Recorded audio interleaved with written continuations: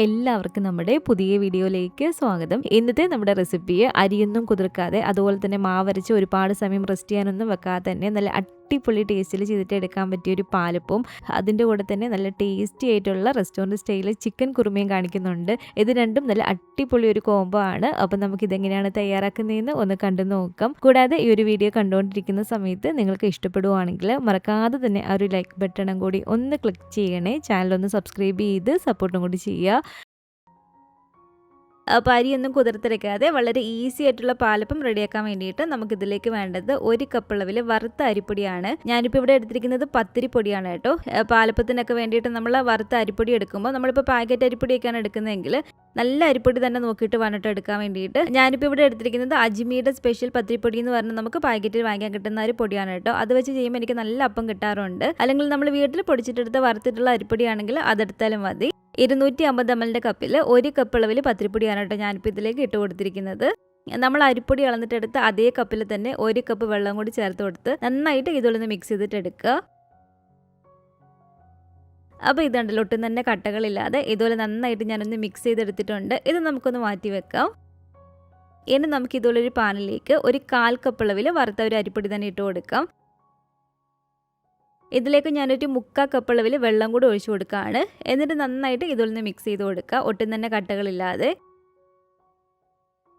അപ്പോൾ ഇതുപോലെ കട്ടകളില്ലാതെ നമ്മളൊന്ന് മിക്സ് ചെയ്തെടുത്തതിന് ശേഷം ഇനി നമുക്ക് ഫ്ലെയിം ഒന്ന് ഓൺ ചെയ്ത് കൊടുക്കാം.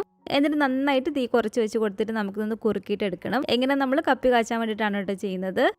അപ്പോൾ തീ നന്നായിട്ട് കുറച്ച് വെച്ച് കൊടുത്തിട്ട് കൈവിടാതെ ഇതുപോലെ നന്നായിട്ട് ഇളക്കി കൊടുക്കുക.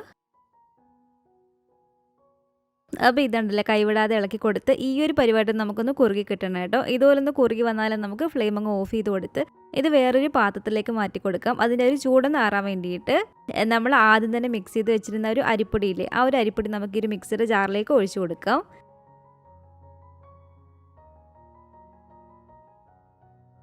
ഇനി നമ്മളിതിലേക്ക് ഒരു കപ്പി കാച്ചിയതാണ് ഇട്ട് കൊടുക്കേണ്ടത്. അതിൻ്റെ ചൂട് പൂർണ്ണമായിട്ട് മാറിയതിന് ശേഷം ഇതിലേക്ക് നമ്മൾ ഇട്ട് കൊടുക്കാം കേട്ടോ. അതുപോലെ തന്നെ ഒരു 1/2 കപ്പ് അളവിൽ തേങ്ങയും കൂടി ഇട്ട് കൊടുക്കുകയാണ്. ഇതിലേക്ക് നമ്മൾ ചോറോ അവലോ ഒന്നും തന്നെ ചേർത്ത് കൊടുക്കേണ്ട ആവശ്യമില്ല, കാരണം കപ്പി കാച്ചി എടുത്തുകൊണ്ട് തന്നെ നല്ല സോഫ്റ്റ് ആയിട്ട് തന്നെ കിട്ടും. ഇനി ഇതിലേക്ക് ഒരു 1/2 ടീസ്പൂൺ അളവിൽ ഇൻസ്റ്റൻറ്റ് ഈസ്റ്റും അതുപോലെ തന്നെ 1 ടീസ്പൂൺ അളവിൽ പഞ്ചസാരയും കൂടി ചേർത്ത് കൊടുക്കുകയാണ്.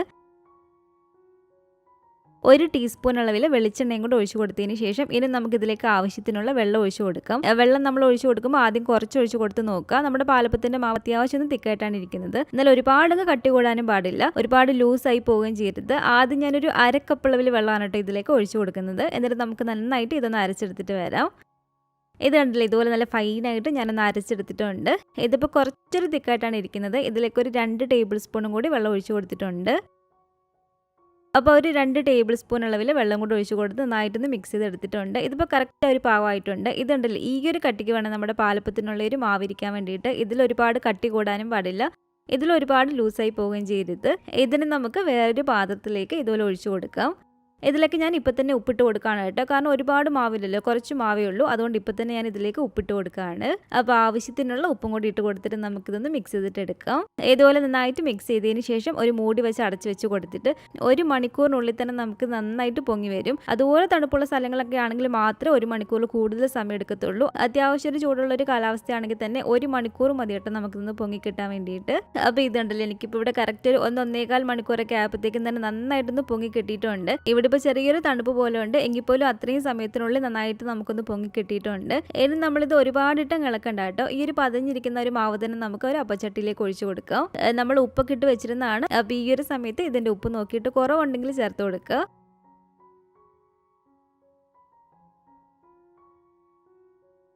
അപ്പോൾ ഇതുണ്ടല്ലോ, ഇതുപോലെ ഞാൻ അപ്പച്ചട്ടി വെച്ചിട്ടുണ്ട്. അപ്പച്ചട്ടി നല്ല ചൂടായിട്ട് കിടക്കുകയാണ്. ഇനി നമുക്ക് ഈ ഒരു മാവിൽ നിന്ന് ഒരു 1.5 തവിയുള്ള മാവ് ഇതിലേക്ക് ഒഴിച്ചു കൊടുക്കാം. എന്നിട്ട് ഇതിലൊന്ന് ചുറ്റിച്ചിട്ട് എടുക്കുക.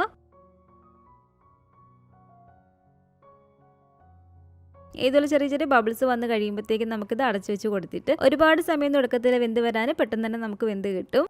അപ്പോൾ കുറച്ച് സമയം കഴിയുമ്പോഴത്തേക്കും ഇതിലൊന്ന് തുറന്ന് നോക്കുമ്പോഴത്തേക്കും നന്നായിട്ട് തന്നെ ഇത് വെന്തിട്ടുണ്ടായിരിക്കും. ഇത് കണ്ടില്ല, നമ്മൾ പച്ചരിയൊക്കെ അരച്ചുണ്ടാക്കുന്ന പോലെ തന്നെ അരിപ്പൊടി വെച്ചിട്ട് നമുക്ക് നല്ല പെർഫെക്റ്റ് ആയിട്ട് ഇതുപോലെ പാൽപ്പം റെഡിയാക്കി എടുക്കാൻ പറ്റും. നമ്മൾ വറുത്ത അരിപ്പൊടി എടുക്കുമ്പോൾ നല്ല ക്വാളിറ്റിയുള്ള അരിപ്പൊടി എടുത്താലും നല്ല പെർഫെക്റ്റ് ആയിട്ട് തന്നെ നമുക്ക് അരിപ്പൊടി വെച്ചിട്ട് ഇതുപോലെ പാൽപ്പം റെഡിയാക്കി എടുക്കാൻ പറ്റും. പിന്നെ അരിപ്പൊടി വെച്ചിട്ടുള്ളതാണെങ്കിലും നമ്മൾ പച്ചരിയൊക്കെ അരച്ചിട്ട് ഉണ്ടാക്കുന്ന പാലപ്പം ആണെങ്കിലും പാലപ്പം നല്ല ചൂടോട് കൂടിയിട്ട് കറിയും കൂട്ടി കഴിക്കുമ്പോഴാണ് അതിൻ്റെ ഒരു കറക്റ്റ് നല്ലൊരു ടേസ്റ്റ് കിട്ടുന്നത്. പാലപ്പത്തിന് തന്നെ ഒരു 2-3 റെസിപ്പി ഞാൻ ചെയ്തിട്ടുണ്ട്. ഈസ്റ്റ് ഒന്നും ഉപയോഗിക്കാത്ത പാലപ്പം, അതുപോലെ തന്നെ നമ്മൾ പച്ചിലേക്ക് കുതിർത്തരച്ചിട്ടുണ്ടാക്കുന്ന ഒരു പാലപ്പം എല്ലാം ഇട്ടിട്ടുണ്ട്. അതെല്ലാം ഒരുപാട് പേര് ട്രൈ ചെയ്തിട്ട് നല്ല അഭിപ്രായം പറഞ്ഞിട്ടുള്ള റെസിപ്പികളാണ് കേട്ടോ.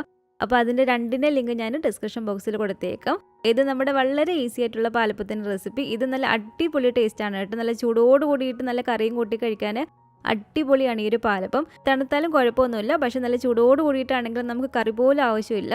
വെറുതെ വേണമെങ്കിലും കഴിക്കാൻ നല്ല ടേസ്റ്റാണ്. അപ്പോൾ നമ്മുടെ ഈ ഒരു പാലപ്പം എല്ലാം തന്നെ ഇവിടെ ഞാൻ ചുട്ടെടുത്തിട്ടുണ്ട്. അപ്പോൾ ഈ ഒരു പാലപ്പത്തിൻ്റെ കൂടെ ഞാനിപ്പോൾ നേരത്തെ പറഞ്ഞ പോലെ ഇവിടെ ഞാൻ ചിക്കൻ കുറുമയാണ് കേട്ടോ റെഡിയാക്കുന്നത്. ഇതുപോലെ 1 കിലോ അളവിൽ ചിക്കന് നല്ലപോലെ തന്നെ ക്ലീൻ ചെയ്ത് കഴുകി ഈ ഒരു വലുപ്പത്തിലൊന്ന് കട്ട് ചെയ്തെടുത്തിട്ടുണ്ട്. ഇനി ഇതുപോലെ ഈ ഒരു പാത്രത്തിലേക്ക് നമുക്ക് കുറച്ച് ഓയിൽ ഒഴിച്ചു കൊടുക്കാം. ഈ ഒരു ചിക്കൻ കുറുമ നമ്മൾ വെളിച്ചെണ്ണയിൽ തന്നെ ചെയ്യുന്നതാണ് കേട്ടോ ടേസ്റ്റ്. അപ്പോൾ എണ്ണ ഒന്ന് ചൂടായിട്ട് വരുന്ന സമയത്ത് ഇതിലേക്ക് ഒരു 1.5 ടീസ്പൂൺ അളവിൽ പെരിഞ്ജീരകം ഇട്ട് കൊടുക്കുകയാണ്. ജീരകം ഒന്ന് പൊട്ടി വരുമ്പോഴത്തേക്കും 1 ടേബിൾ സ്പൂൺ അളവിൽ വെളുത്തുള്ളിയും അതുപോലെ തന്നെ 1 ടേബിൾ സ്പൂൺ അളവിൽ ഇഞ്ചി ഇതുപോലെ കട്ട് ചെയ്തതും കൂടി ഇട്ട് കൊടുത്തിട്ട് നമുക്കൊന്ന് ഇളക്കിയിട്ടെടുക്കാം. അതിനുശേഷം നമുക്ക് ഇതിലേക്ക് ചേർത്ത് കൊടുക്കേണ്ടത് ഒരു 4 മീഡിയം വലിപ്പമുള്ള സവാള ഇതുപോലെ നീളത്തിൽ നിന്ന് കട്ട് ചെയ്തെടുത്തതാണ്. അതും കൂടി ഇട്ട് കൊടുത്തിട്ടുണ്ട്. കൂടാതെ ഒരു 4 പച്ചമുളകും കൂടി ഇട്ട് കൊടുത്തിട്ട് നമുക്കിതൊന്ന് ഇളക്കിയിട്ടെടുക്കാം. സവാള ഒന്ന് പെട്ടെന്ന് വഴണ്ടി കിട്ടാൻ വേണ്ടിയിട്ട് കുറച്ച് ഉപ്പും കൂടി ഇട്ട് കൊടുത്തിട്ടുണ്ട്. ഇതിലേക്ക് നമുക്ക് ഒരു തണ്ട് കറിവേപ്പിലയും കൂടി ഇട്ട് കൊടുക്കാം കേട്ടോ. അപ്പോൾ നന്നായിട്ട് ഇളക്കി കൊടുത്ത് സവാള അത്യാവശ്യം ഈ ഒരു പരുവത്തിന് നമുക്കൊന്ന് വഴണ്ടി വരുമ്പോഴത്തേക്കും ഇനി നമുക്കിതിലേക്ക് ആവശ്യത്തിനുള്ള പൊടികൾ ഇട്ട് കൊടുക്കാം. അപ്പോൾ ഇതുപോലെ സൈഡിലേക്ക് ഒരു സവാള ഒന്ന് ആക്കി കൊടുക്കുക. പൊടികളുടെ ഒരു പച്ചച്ചെവന്ന് മാറാൻ വേണ്ടിയിട്ട് ഇതുപോലെ നമ്മൾ നടുക്കാൻ ഇട്ട് കൊടുക്കുക കേട്ടോ. ഒരു 2 ടേബിൾ സ്പൂൺ അളവിൽ മല്ലിപ്പൊടിയും അതുപോലെ തന്നെ 1 ടീസ്പൂൺ അളവിൽ കുരുമുളക് പൊടിയും കൂടി ഇട്ട് കൊടുക്കുകയാണ്. കുരുമുളക് പൊടി നമുക്ക് ലാസ്റ്റ് ഒരു ടേസ്റ്റ് നോക്കിയിട്ട് വേണമെന്നുണ്ടെങ്കിൽ ചേർക്കാം. ഇതിലേക്ക് ഇപ്പോൾ 1 ടീസ്പൂൺ ഇട്ട് കൊടുത്തിട്ടുണ്ട്. 1/2 ടീസ്പൂൺ അളവിൽ മുളക് പൊടിയും ഇതിലേക്ക് ഒരു 1/2 ടീസ്പൂൺ അളവിൽ മഞ്ഞൾപ്പൊടിയും കൂടി ഇട്ട് കൊടുക്കാം. എന്നിട്ട് ഒരു പൊടികളുടെ ഒരു പച്ചച്ചവ മാറാൻ വേണ്ടിയിട്ട് ഇതിൽ നന്നായിട്ട് ഇളക്കിയിട്ടെടുക്കുക. ശേഷം ഇതെല്ലാം കൂടെ കൂട്ടി നന്നായിട്ട് നമുക്കൊന്ന് മിക്സ് ചെയ്തിട്ടെടുക്കാം. ഇനി നമുക്കിതിലേക്ക് ചേർത്ത് കൊടുക്കേണ്ടത് ഒരു 15ഓളം കാഷ്നട്ട് ആണ് കേട്ടോ. കാഷ്നട്ട് നമ്മൾ ഇതിൽ നിന്ന് കട്ട് ചെയ്തിട്ട് ഇതിലേക്ക് ഇട്ട് കൊടുക്കുക. എന്നിട്ട് നന്നായിട്ട് ഇതുപോലെ ഇളക്കിയിട്ടെടുക്കുക. അപ്പോൾ ഇതുണ്ടല്ലോ ഈ ഒരു പരിപാടി വരുമ്പോഴത്തേക്കും ഇനി നമുക്ക് ഫ്ലെയിം ഓഫ് ചെയ്ത് ഇതിന്റെ ചൂടൊന്ന് ആറാൻ വേണ്ടിയിട്ട് വെക്കാം. അപ്പോൾ അതിന്റെ ഒരു ചൂട് കുറഞ്ഞതിന് ശേഷം ഇതുപോലെ മിക്സിയുടെ ഈ ഒരു ജാറിലേക്ക് ഇട്ട് കൊടുത്തിട്ട് അതിലേക്ക് നമുക്ക് 1 കപ്പ് അളവിൽ വെള്ളം കൂടെ ഒഴിച്ചു കൊടുക്കാം. എന്നിട്ട് നല്ല ഫൈനായിട്ട് ഇതുപോലെ നമ്മളൊന്ന് അരച്ചിട്ടെടുക്കുക. പിന്നെ നമ്മുടെ ഒരു കറി റെഡിയാക്കി എടുക്കാൻ വേണ്ടിയിട്ട് ഇതുപോലെ ഒരു പാത്രത്തിലേക്ക് ഒരു 1-2 ടേബിൾ സ്പൂൺ അളവിൽ വെളിച്ചെണ്ണ ഒഴിച്ചു കൊടുത്തിട്ടുണ്ട്. ഇതുപോലെ 2 കറുവാപ്പട്ട, ഒരു 4-5 ഗ്രാമ്പു, ഒരു 3 ഏലക്ക എടുത്തിട്ടുണ്ട്. ഇതെല്ലാം കൂടി നമുക്ക് ചൂടായിട്ട് കിടക്കുന്ന ഈ എണ്ണയിലേക്ക് ഇട്ട് കൊടുത്തിട്ട് നന്നായിട്ട് ഇളക്കിയിട്ടെടുക്കാം. അപ്പോൾ ഇതെല്ലാം ചേർത്ത് നന്നായിട്ട് ഇളക്കിയെടുത്തതിന് ശേഷം ഇനി നമുക്കിതിലേക്ക് നമ്മൾ ആദ്യം തന്നെ അരച്ചെടുത്ത് മാറ്റി വെച്ചിരുന്ന ഒരു അരപ്പില്ലേ, ആ ഒരു അരപ്പ് മുഴുവനായിട്ട് തന്നെ ഇതിലേക്ക് ഒഴിച്ചു കൊടുക്കുക കേട്ടോ. എന്നിട്ട് നന്നായിട്ട് ഈ ഒരു അരപ്പൊന്ന് ചൂടാക്കിയിട്ട് എടുക്കുക. അരപ്പ് ഇതുപോലെ ഒന്ന് ചൂടായിട്ട് വരുന്ന സമയത്ത് ഇനി നമുക്കിതിലേക്ക് വേണ്ടത് ഇതുപോലെ തേങ്ങാപ്പാലാണ്. ഞാനിപ്പോൾ ഇവിടെ 1.25 കപ്പ് അളവിൽ 1-ാം പാലും അതുപോലെ തന്നെ 2 കപ്പ് അളവിൽ 2-ാം പാലും ആണ് എടുത്തിരിക്കുന്നത്. ഈ ഒരു തേങ്ങാപ്പാൽ എടുക്കാൻ വേണ്ടിയിട്ട് ഞാനൊരു ഫുൾ തേങ്ങ ആണ് എടുത്തിരിക്കുന്നത്. അപ്പോൾ ഈ ഒരു ചൂടായിട്ട് കിടക്കുന്ന ഈ ഒരു അരപ്പിലേക്ക് നമുക്ക് ഇപ്പോൾ 2-ാം പാൽ ഒഴിച്ചു കൊടുക്കാം കേട്ടോ. 2-ാം പാൽ ഒഴിച്ചു കൊടുത്തിട്ട് നന്നായിട്ട് ഇതുപോലെ ഇളക്കിയിട്ടെടുക്കുക. ഈ ഒരു സമയത്ത് ഇതിൻ്റെ ഉപ്പ് നോക്കിയിട്ട് ആവശ്യത്തിനുള്ള ഉപ്പും കൂടി ഇട്ട് കൊടുക്കാം. അതുപോലെ തന്നെ ഒരു 4-5 പച്ചമുളക് കീറിയതും കൂടി ഇതിലേക്ക് ഇട്ട് കൊടുത്തിട്ടുണ്ട്. ഇനി ഒരു 2-ാം പാലും കൂടി ചേർത്ത് കൊടുത്ത് നന്നായിട്ട് ഇളക്കി അതൊന്ന് തിളച്ച് വരുന്ന സമയത്താണ് നമുക്കിതിലേക്ക് ചിക്കൻ ഇട്ട് കൊടുക്കേണ്ടത്. അപ്പോൾ ചിക്കൻ ഫുള്ളായിട്ട് തന്നെ ഇട്ട് കൊടുത്തിട്ടുണ്ട്.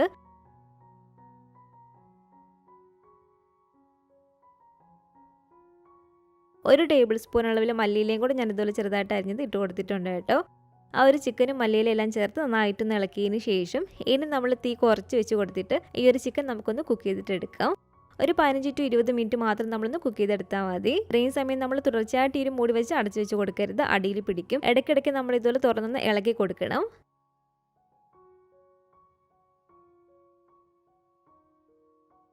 അപ്പോൾ ഇതുണ്ടല്ലോ ഏകദേശം ഒരു 15 മിനിറ്റ് ഒക്കെ കഴിഞ്ഞപ്പോഴത്തേക്കും ചിക്കൻ നന്നായിട്ട് വെന്ത് അത്യാവശ്യം ഒരു ഗ്രേവി നിന്ന് കുറുകി കിട്ടിയിട്ടുണ്ട്. ഇനി നമുക്കിതിലേക്ക് ചേർത്ത് കൊടുക്കേണ്ടത് ഒരു 1 ടീസ്പൂൺ അളവിൽ ഗരം മസാലയാണ്. അതുപോലെ തന്നെ ഇതിൻ്റെ ഒരു എരിവ് നോക്കിയിട്ട് നിങ്ങൾക്ക് ഇതിലേക്ക് കുറച്ചും കൂടി കുരുമുളക് പൊടി വേണമെന്നുണ്ടെങ്കിൽ ചേർത്ത് കൊടുക്കാവുന്നതാണ്. ഞാനിപ്പോൾ ഇതിലേക്ക് ഒരു 1/2 ടീസ്പൂണും കൂടി കുരുമുളക് പൊടി ഇട്ട് കൊടുത്തിട്ടുണ്ട്.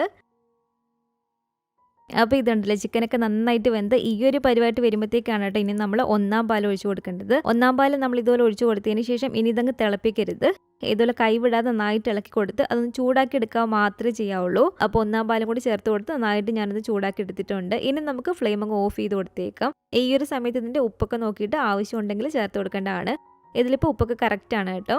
കാണാനൊരു ഭംഗിക്ക് വേണ്ടിയിട്ട് മാത്രം ചെറിയൊരു തക്കാളി ഇതിലൊന്ന് കട്ട് ചെയ്തിട്ടൊന്ന് വെച്ച് കൊടുക്കുന്നുണ്ട്.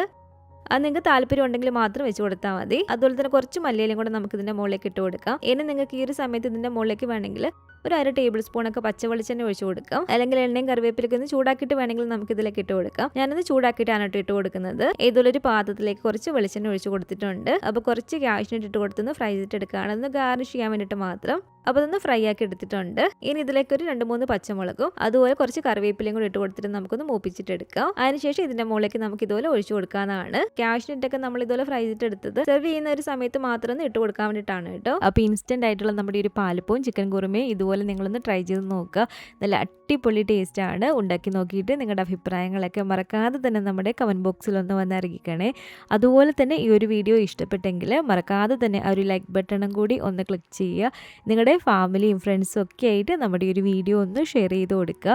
പുതിയതായിട്ട് ഈ ഒരു ചാനൽ ആരെങ്കിലും കാണുന്നുണ്ടെങ്കിലും ഇതുവരെയായിട്ടും ഈ ഒരു ചാനൽ സബ്സ്ക്രൈബ് ചെയ്തിട്ടില്ലെങ്കിലും താഴെ കാണുന്ന ഒരു സബ്സ്ക്രൈബ് ബട്ടണും കൂടി ഒന്ന് പ്രസ് ചെയ്ത് സപ്പോർട്ട് ചെയ്യണേ. കൂട്ടത്തിലെ കാണുന്ന ബെല്ലൈക്കണും കൂടെ ഒന്ന് ക്ലിക്ക് ചെയ്ത് അതിൽ ഓൾ എന്നൊരു ഓപ്ഷൻ തന്നെ കൊടുക്കുകയാണെങ്കിൽ ഞാൻ പുതിയ റെസിപ്പികളൊക്കെ ഇടുന്ന സമയത്ത് നിങ്ങൾക്കതിൻ്റെ നോട്ടിഫിക്കേഷൻ കിട്ടുന്നതായിരിക്കും. ഇൻഷാ അല്ലാഹ് വീണ്ടും നമുക്കിതുപോലെ നല്ലൊരു റെസിപ്പിയായിട്ട് കാണാം.